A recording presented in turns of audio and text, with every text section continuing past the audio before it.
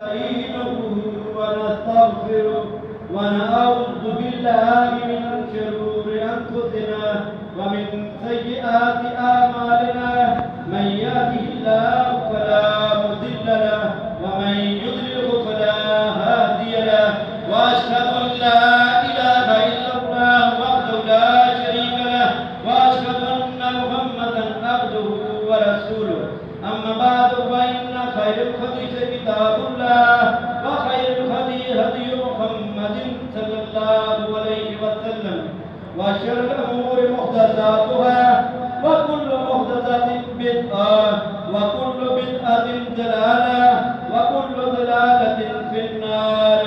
اللهم صل على محمد وعلى آل محمد كما صليت على إبراهيم وعلى آل إبراهيم إنك حميد مجيد.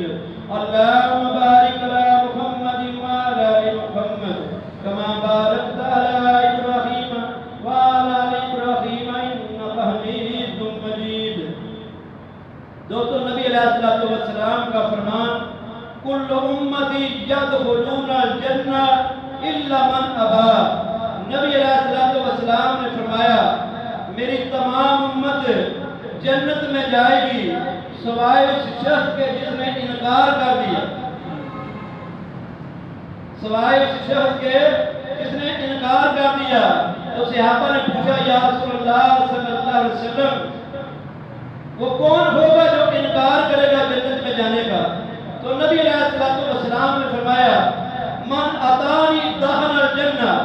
جس بندے نے میری اطاعت کی، میری فرمانبرداری کی، میرے طریقے کے مطابق اپنی زندگی کو گزارا، میری سنت پہ عمل کیا، وہ بندہ جائے گا جنت میں. ومن عصانی فقط ابا. اور جس بندے نے میری نافرمانی کی، میری سنت کے مخالف عمل کیا، میری سنت کو جانتے بوجھتے چھوڑ کے دوسرا عمل کیا، میری امت سنت کے مخالفت میں رہا، وہ اس نے انکار کر دیا.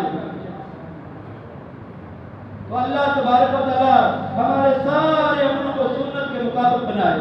ہمارا اٹھنا بیٹھنا سونا جاگنا خوشی غمی ہر معاملے میں ہمیں نبی علیہ الصلوۃ والسلام کی سنت کو دیکھنا چاہیے.